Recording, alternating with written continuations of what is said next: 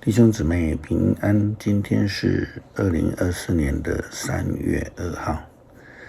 今天的经文是诗篇19篇，出埃及记19章第16节到25节，马可福音第9章第2节到第8节。今天要跟大家分享的主题是改变形象。耶稣基督的变貌山这个记载，让跟随的门徒们惊吓万分。这是非常重要的一个事件，因为变貌山上面呢，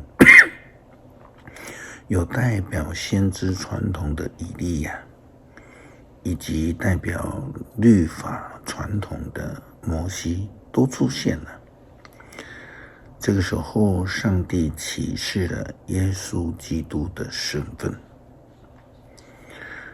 变貌呢，我们说改变形象，绝非是一个外表的改变而已。这个改变是因为有上帝的灵同在所产生的一个结果。马可福音第9章第2节到第8节所记载的这一段经文，标题是耶稣改变形象。6日后，耶稣带着彼得、雅各和约翰，悄悄的他们上了一座高山。就在他们的面前，耶稣的形象改变了，他的衣服变成洁白光亮，世上没有人能够把布漂得那么洁白。3个门徒忽然看见以利亚和摩西在跟耶稣说话。彼得对耶稣说：“老师，我们在这里真好，让我们搭3座帐篷，一座给你，一座给摩西，一座给以利亚。”彼得和其他的人其实都很害怕，不知道该说什么才好。有一朵云彩笼罩了他们，忽然从云里有声音传来说：“这是我亲爱的儿子，你们要听从他。”他们连忙向四周张望，却看不见有别的人，只有耶稣和他们在一起。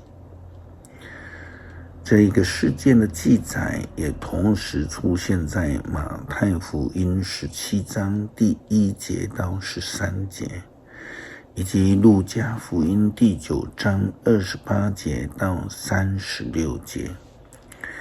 可见这件事情在福音书当中的地位是非常重要的事情。耶稣基督改变形象的情形，就如同是被漂白一样。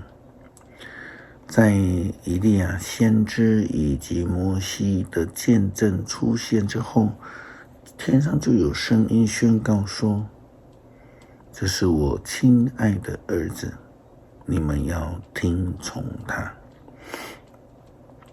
这个情形就如同出埃及的情况一样，当以色列人出埃及过红海，领受这个鹌鹑，吃了玛拿之后，到达了西乃山区域。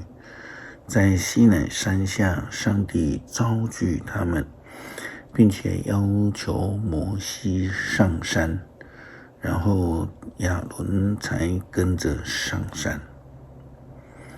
祭司以及所有的人民只能在山脚下这个界限的外面等候。上帝在这个时候透过摩西宣告了上帝的话语。出埃及记第19章第9节，上帝告诉摩西的话就非常清楚了。上主对摩西说：我要在密云当中降临来找你，使我的子民听到我和你的谈话，从此就都相信你。上帝召集以色列人的目的是正式的宣告摩西的职位，他是上帝所差遣的领袖以及审判官。这是为了要化解之前在埃及时以色列人对摩西的质疑，因为有人说：谁设立你做我们的领袖以及审判官呢？在今天的经文出埃及记19章16节到25节，经文这样说道：第3天早上，雷电交加，一朵密云在山上出现，号角声大响，营里的人民听见了都发抖。摩西率领他们出帐篷来朝见上帝，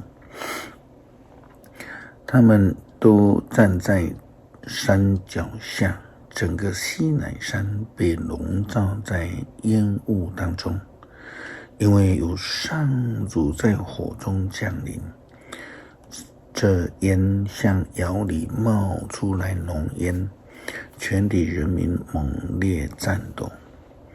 这时号角的声音越来越响，摩西讲话，上帝用雷回答他。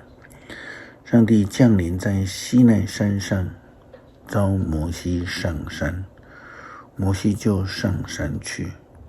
上主对他说：你下去警告人民，不可超越界限来看我，否则会有许多人死亡。就连祭司也必须先洁净自己，才能够走近我，否则我要惩罚他们。摩西对上主说：你的子民不能上来，因为你已经吩咐我们要以这山为神圣，并且在山边立了界限。上主对摩西说：你下去，把亚伦带上来，但祭司和人民不可越界限到我这里，否则我要惩罚他们。于是摩西下山，回到人民那里，把上主的话告诉他们。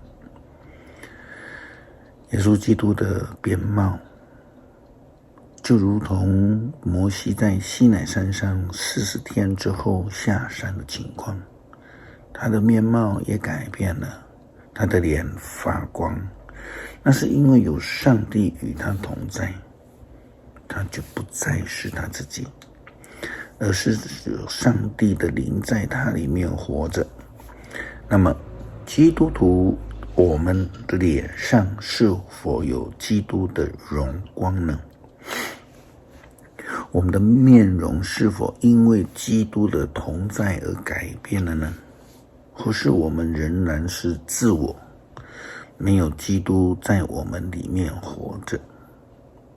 或者我们的面貌改变只不过是一种外在的改变，而没有上帝的灵同在呢？是否上帝会从天上宣布说：这是我的爱子？诗篇19篇，上帝创造的荣耀。诸天宣布上帝的荣耀，穹苍传扬他的作为，日日述说，夜夜传播，无言无语，无音无响。然而他们的音讯传递人间，他们的言语远达天涯。上帝在天空为太阳安设帐幕，太阳像新郎走出洞房，像勇士欢欣奔路。他从天的这一边出来，绕到天的那一边，他的热量普及万物。上主的法律完备，使人的生命更新。上主的命令可靠，使愚蠢的人得智慧。上主的法则公正，使顺从的人喜乐。上主的训诲透彻，使人的心眼明亮。上主的规范纯真，永远留存。上主的判断准确，始终公道。他们比金子可贵，胜过最精纯的金子。他们比蜂蜜甘甜，胜过最纯净的蜂蜜。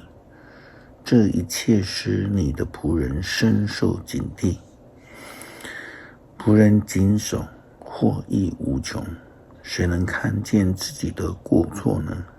求你宽恕我无意的过失，求你使我不至于故意犯罪，不容许罪恶支配我，这样我就能够成为无可指责的人，免犯悖逆重罪。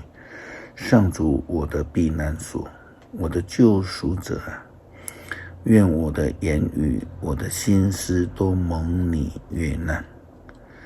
恳求主的圣灵充满我们，改变我们，使我们有不同的生命展现。让我们被上帝称为我的爱子，能够代表基督成为世上的光，来见证主名。感谢祷告，奉主耶稣基督圣名求，阿们。